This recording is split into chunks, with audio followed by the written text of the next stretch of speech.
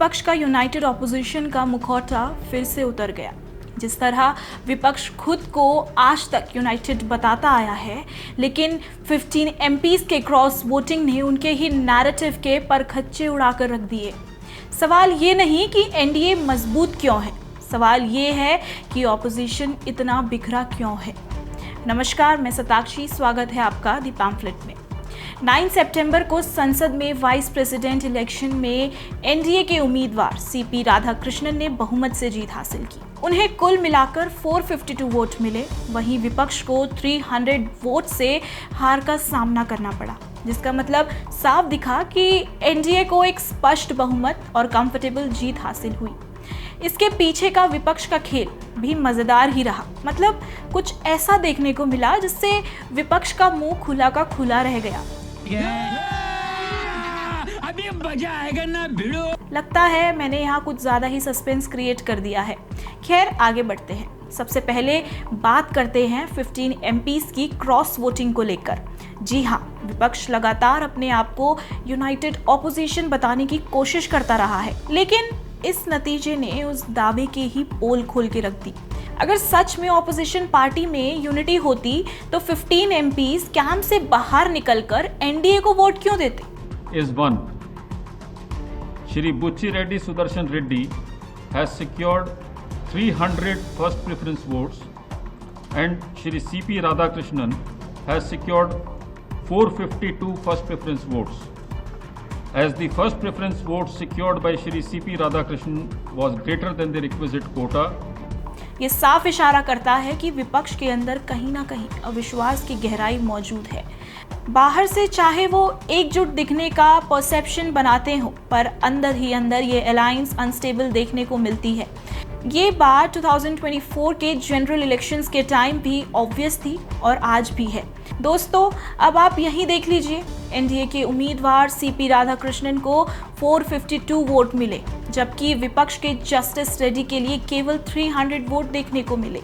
देखा जाए तो कुल मिलाकर 752 वोट, जिसमें कम से कम 15 वोट विपक्ष की ओर से क्रॉस वोटिंग के रूप में देखने को मिले। ये डेटा इस बात को देखकर ये बता रहा है कि जहां विपक्ष लगातार खुद को यूनाइटेड ऑपोजिशन कहकर अपने आप को प्रेजेंट करता रहा, वहां असल में देखा जाए तो दरार काफी गहरी है। खुद ही सोचिए, अगर विपक्ष सच में एकजुट होता तो 15 सांसदों का एनडीए को वोट करना कैसे मुमकिन था? बात तो सही है। दोस्तों, अंदर से जो चीजें दिखाई जाती हैं, बाहर से एकदम अलग हमारे तक पहुंचाई जाती है। वैसे ही विपक्ष का खेल हमें यहाँ देखने को मिला। क्या बात है सर, क्या बात है सर, क्या बात, ये बात है। अरे सर, क्या बात। इसकी ठीक उल्टी तस्वीर हमें एनडीए सरकार में देखने को मिलती है। सीपी राधाकृष्णन को 452 वोट मिलना सिर्फ जीत नहीं है, बल्कि डिसिप्लिन और यूनिटी का पूरी तरीके से एक बेहतरीन प्रदर्शन है। अलग अलग एरियाज और पार्टियों के बीच होने के बावजूद एनडीए ने दिखाया कि जब बात नेतृत्व और कॉमन गोल की आती है तो कैंप पूरी तरह एकजुट खड़ा रहता है। यही फर्क है जो आज एनडीए को स्टेबल और यूनिक बनाता है।